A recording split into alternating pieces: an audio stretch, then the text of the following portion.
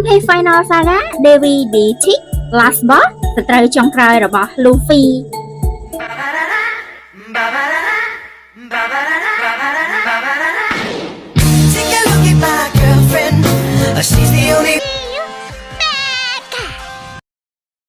ចាសួស្តីអ្នកនរគ្នាស្វាគមន៍មកកាន់ Channel របស់ខ្ញុំសម្រាប់វីដេអូមួយនេះយើងនឹងមកនិយាយគិតគ្នាលេងៗថាតើនរណាគេគឺជា Last Boss ពិតប្រាកដនៅក្នុងរឿង One Piece តែហើយតាមពិតទៅ fan One Piece មួយចំនួនរួមទាំង admin ដែរក៏គិតថា Sennerona Imu ហ្នឹងឯងគឺជា Last Boss ហើយក៏មានអ្នកខ្លះទៀតគាត់យល់ឃើញថាតាមពិតទៅពុកមាត់ខ្មៅទៅវើយដែលជា Last Boss ពិតប្រាកដ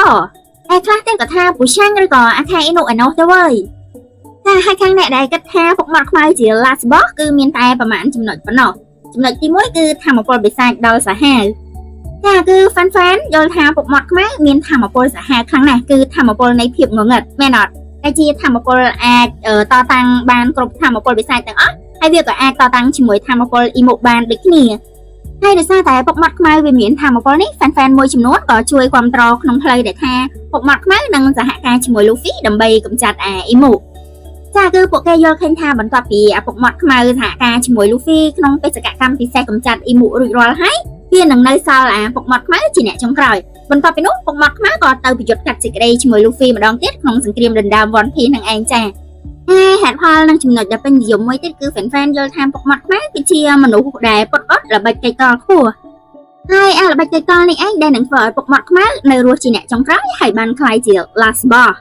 ចាអារម្មណ៍ដូចថាដោយសារល្បិចកិច្ចកលរបស់ T វាខ្ពស់ឯម្នាក់ទៀតនឹងត្រូវគេចាត់ការទៅមុនតែពុកមាត់ខ្មៅនឹងនៅសល់ជាអ្នកចុងក្រោយតែហើយចំពោះ character របស់ពុកមាត់ខ្មៅគ្រប់គ្នាប្រហែលជាមើលឃើញហើយថាជាប្រភេទមនុស្សចូលចិត្តលួចចាក់លួចខំគេពីក្រោយតែដោយសារតែពូកែខាងលបវាយគេចាក់គេនៅពេលភ្លេចខ្លួន fan ក៏គិតថាចាំមើលចុះពុកមាត់ខ្មៅនឹងទៅលបវាយបហាអ៊ីមុហើយដណ្ដើមយកធម្មពលរបស់អ៊ីមុមកមួយទៀតជាដើមចាគឺយ៉ាងតែងតែឃើញរហូតមកថាពុកមាត់ខ្មៅក្រៅពីពូកែហើយវាក៏ជាមនុស្សដែលឆ្លាតវាងវៃម៉ត់ចត់មានល្បិចកិច្ចកលខ្លាំងមែនតើវាជាមនុស្សដែលត្រៀមខ្លួនធ្វើគ្រប់វិធីមិនខ្វល់ខុសឬត្រូវមិនខ្វល់ពីសិលធម៌អីទាំងអស់ដើម្បីឲ្យសម្រេចនៅគោលដៅដោយពេលដែលប្រើល្បិចរហូតបានធម្មពលពិសាចនៃភាពងងឹតមករហូតបានសម្រុកទៅគប់នៅរក Impedal បានកូនចៅខ្លាំងមកហើយទៅរំខាននៅ Marineford ចាំពេលដែលគេវាយគ្នាខ្ទេចខ្ទីអស់ហើយវាយគ្នាហត់អស់ហើយពុកមាត់ខ្មៅវាក៏ទៅ last shot លើពុកមាត់សដើម្បីយកធម្មពលពុកមាត់សមកវាប្រើល្បិចទៅលបចាំវាយប្រហារឡដើម្បីដណ្ដើមយក Road Poneglyph មកចាហើយ fan មួយចំនួនក៏គិតថាជនរងគ្រោះបន្តមកទៀតរបស់ពុកមាត់ខ្មៅគឺអាចជាអ៊ីមុនឹងឯងដែលនឹងត្រូវអបិធិលួចវាយឆ្មក់ជាអ្នកបន្ទាប់តែគឺ fan One Piece មួយចំនួនគិតថាពុកមាត់ខ្មៅច្បាស់ជាឆ្លៀតឱកាសនៅពេលដែលអ៊ីមុវាទន់ខ្សោយហើយដែលអ៊ីមុភ្លេចខ្លួនមិនបានត្រៀមខ្លួនអត់បានប្រយ័ត្ននឹងត្រូវពុកមាត់ខ្មៅមកលបវាយប្រហារហើយដណ្ដើមយកធម្មពលបិសាចទៅបានចាំប៉ុន្តែត្រង់ចំណុចនេះសូមបន្ថែមបន្តិចគឺបើយើងនិយាយពីរឿងល្បិចកិច្ចកលគ្រប់គ្នាមិនសូវឲ្យតម្លៃលើអ៊ីមុប្រហែលទេមែនអត់ប៉ុន្តែខ្ញុំគិតថាបើនិយាយឲ្យមែនតែនទៅអ៊ីមុនេះមិនមែនមិនខូចគ្មានល្បិចកលទេហើយវាក៏មានល្បិចកលសាហាវណាស់ដែរគឺវាជាមនុស្សកំពូលល្បិចខូចហ្មង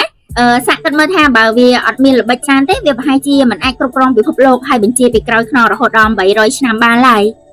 តែគឺបើវាមិនមានល្បិចកិច្ចកលអីទេវាប្រហែលជាប្រកាសខ្លួនឯងថាជាស្ដេចរបស់ពិភពលោកតាំងពីយូរហើយបង្ហាញខ្លួនមកតាំងពីដើមមកអីតែនេះដោយសារតែល្បិចកិច្ចកលរបស់វាបានបិទបាំងអត្តសញ្ញាណរបស់ខ្លួនឯងរហូតមកហើយត្រួតត្រាពិភពលោកពីក្រោយខ្នងរបស់រដ្ឋាភិបាលល្បិចមួយទៀតរបស់អ៊ីមុដែលយើងទៅតែឃើញគឺការដែលវាបោកប្រើស្ដេចហារ៉ាល់មែនអត់វាឲ្យស្ដេចហារ៉ាល់ធ្វើការឲ្យវារហូតអស់ចិត្តបន្ទាប់មកវាក៏ធ្វើកិច្ចសន្យាដើម្បីចងភ្ជាប់និងបញ្ជាស្ដេចហារ៉ាល់ឲ្យកាន់តែងាយស្រួលដើម្បីឲ្យវាយក Elbaf មកគ្រប់គ្រងបាន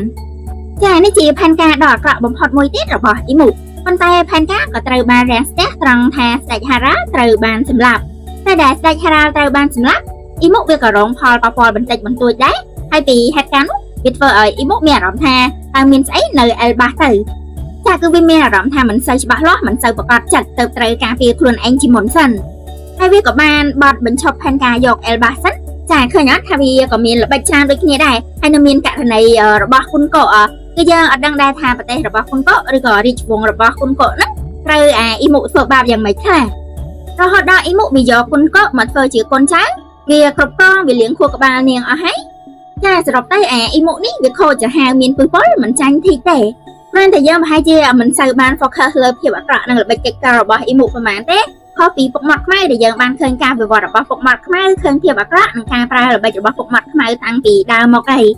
តែដូច្នេះហើយតើភាគច្រើនយល់ថាពុកមាត់ខ្មៅមានល្បិចពឹសពលជាងអ៊ីម៉ូប៉ុន្តែដូចជាបាននិយាយហ្នឹងតាមពិតទៅអ៊ីម៉ូក៏មិនធម្មតាដែរបើវាអត់ខូចអត់ល្បិចទេគឺវាមិនអាចរស់នៅបានយូរបែបនេះទេតែហើយសម្រាប់ពុកមាត់ខ្មៅបាននិយាយក្នុងជ្រុងអ្នកគ្រប់គ្រងឲ្យធ្វើជា last boss គេនឹងនិយាយថាតាមពិតទៅ degree អបិធិហ្នឹងវាមិនអន់ទេព្រោះសាច់រឿងរបស់អបិធិពុកមាត់ខ្មៅវាមានបញ្ហាចំនួនមានភាពជាសត្រូវផ្សារភ្ជាប់ជាមួយ Luffy ច្រើនជាងអ៊ីម៉ូទៅទៀតតែគឺពុកមាត់ខ្មៅនេះវាមានរឿងរ៉ាវជានិច្ចតាំងពីធ្លាប់ផងប្រាថ្នាថាចាប់ Luffy ប៉ុន្តែពេលដែលចាប់ Luffy អត់បានក៏បែរជាទៅចាត់ការ Ace ជំនួសវិញរហូតខ្លាយទៅជាដើមហេតុនាំទៅរកការស្លាប់របស់ Ace ទៀតផងចាហើយពុកមាត់ខ្មៅវាក៏មានគោលដៅដណ្ដើម One Piece ជាគូប្រជែងផ្ទាល់ជាមួយ Luffy ហ្មងតាមពីហ្នឹងពុកមាត់ខ្មៅជាអ្នកបង្កើតស្លាកស្នាមឲ្យ Shanks ដែល Shanks គឺជា idol របស់ Luffy មែនអត់ពុកមាត់ខ្មៅធ្លាប់មានរឿងវេកំទេចមូលដ្ឋានទ័ពរបស់ Dragon ហើយបច្ចុប្បន្នអាឆ្លើយកូនចៅរបស់អាទិពុកមាត់ខ្មៅហ្នឹងក៏បានចាប់ខ្លួនតាកាឃុំទុកទៀតផងហើយនេះការបដួលពុកមាត់ខ្មៅគឺជាអ្វីដែល fan One Piece រងចាំគួរសមដែរគឺចង់ឲ្យ Luffy សងសឹកបដួលអាពុកមាត់ខ្មៅឲ្យវាសមចិត្តសមបំណងឲ្យវាស័ក្តិសមនៅទង្វើអាក្រក់ៗដែលវាធ្វើមកតាំងពីអតីតកាលចាហើយបើនិយាយពីកម្លាំងទ័ពបើប្រៀបធៀបឥឡូវនេះកងកម្លាំងរបស់ពុកមាត់ខ្មៅមិនធម្មតាទេពួកមេដឹកនាំរបស់វាខ្លាំងគ្រប់គ្នាចំណែកកូនចៅរបស់អ៊ីម៉ូពួកដែលខ្លាំងគឺក្រុម Holy Knight of God និងពួកតាចាស់តារាទាំង5មែនអត់ថាគឺយើងដឹងថាពួកវាខ្លាំងមែនប៉ុន្តែក្រុម Holy Knight ឬក៏តាចាស់ទាំង5ហ្នឹងអាភាពខ្លាំងហើយភាពអមតៈរបស់ពួកគេនោះគឺទទួលបានធម៌ពលមកពីអ៊ីម៉ូបន្តទៀតហើយនេះបើយើងសាកមើលឲ្យលម្អិតទៅស្នាដៃពិតប្រាកដរបស់ក្រុម Holy Knight និងតាចាស់តារាទាំង5បើកាត់កិច្ចសន្យាចោលកាត់ធម៌ពលអមតៈចោលហើយកាត់ភាពខ្លាំងដែលបានមកពីអ៊ីម៉ូចោលពួកវានឹងខ្សោយជាងមុនឆ្ងាយណាស់តែអញ្ចឹងជួនកាលពួកមេដឹកនាំសំពៅយៈរបស់ពុកមាត់ខ្មៅអាចនឹងមើលទៅល្អជាងលយជាងពួក Holy Knight ទៅទៀតហើយកងកម្លាំងទ័ពរបស់ពុកមាត់ខ្មៅទាំងមូលហ្នឹងគឺមិនអន់ទេចាឯវងតកោរបស់ពុកមាត់ខ្មៅក៏ជាចំណុចមួយដែលគួរឲ្យចាប់អារម្មណ៍ដូចគ្នាតកោ Davy គឺជាតកោដែលអ៊ីម៉ូខ្លាចនិងស្អប់ខ្លាំងបំផុតទោះបីជាបុព្វបុរសដូចជា Davy John មិនបានគ្រប់គ្រងពិភពលោកក៏ដោយប៉ុន្តែគេធ្លាប់ជាមនុស្សដែលអ៊ីម៉ូទាំងស្អប់ទាំងខ្លាចហើយវងតកោបែបនេះអញនិយាយបានថាស័ក្តិសមនឹងតំណែង Last Boss ដូចគ្នាដែរចាហើយនេះគឺជាការយល់ឃើញខាងអ្នកដែលគ្រប់គ្រងធីកពុកមាត់ខ្មៅថានឹងខ្លាយជា Last Boss ប៉ុន្តែសម្រាប់ admin ចង់ឲ្យអ៊ីម៉ូធ្វើជា Last Boss ច្រើនជាងហើយចំពោះ head call ដែលថាពុកមាត់ខ្មៅនឹងខ្លាយទៅជា Last Boss ក៏មានចំណុចខ្លះadmin យល់ស្របហើយចំណុចខ្លះទៀតក៏មិនយល់ស្របដែរហើយចំណុចដែលមិនយល់ស្របបំផុតគឺដូចជាពុកមាត់ខ្មៅនឹងដណ្ដើមធម៌ពលពិសេសរបស់អ៊ីម៉ូអូចាអាហ្នឹងមិនសូវយល់ស្របទេឥឡូវនេះពុកមាត់ខ្មៅមានទាំងធម៌ពលរំជួយផែនដីមានទាំងធម៌ពលនៃភាពងងឹតដែលវាសាហាវខ្លាំងបំផុតដែរហើយសាកគិតមើលថាបើពុកមាត់ខ្មៅដណ្ដើមធម៌ពលដល់សាហាវបំផុតរបស់អ៊ីម៉ូមកបានទៀតពុកមាត់ខ្មៅនឹងមានធម៌ពលពិសេស3ដែលសាហាវខ្លាំងមែនតើចាបើសិនជាពុកមាត់ខ្មៅសាហាវដល់ថ្នាក់ហ្នឹងមានទាំងធម៌ពលរំជួយមានទាំងធម៌ពលនៃភាពងងឹតមានទាំងធម៌ពលរបស់អ៊ីម៉ូទៀតអញ្ចឹងឲ្យពុកមាត់ខ្មៅវាគ្រប់គ្រងពិភពលោកហ្មងទៅព្រោះទោះបីជាចយបយមកកើតថ្មីម្ដងទៀតក៏ត្រូវឲ្យពុកមាត់ខ្មៅទះងាប់ដែរបើពុកមាត់ខ្មៅវាមានធម៌ពលសាហាវដល់តែ3អញ្ចឹងចាហ្នឹងជាអ្វីដែលខ្ញុំមិនយល់ស្របតែមានរឿងខ្លះក៏យល់ស្របដែរហើយសូមនិយាយពីអាខៃអ៊ីនុបន្តិចសម្រាប់អាខៃអ៊ីនុយើងអញនិយាយបានថា fan ភាគច្រើនមើលឃើញថារៀងធាក់កូដបន្តិចហីនិយាយទៅគឺឡើងទៅមានអ្នកគិតថាអាខៃអ៊ីនុនឹងខ្លាយជា Last Boss ឬក៏ជាសត្រូវដល់តាំងតាំងរបស់ Luffy ទៀតទេក្នុងពេលនេះព្រោះនៅពេលដែល Luffy ប្រើគា5បានខ្លាយជាអតិទេពព្រះអាទិត្យ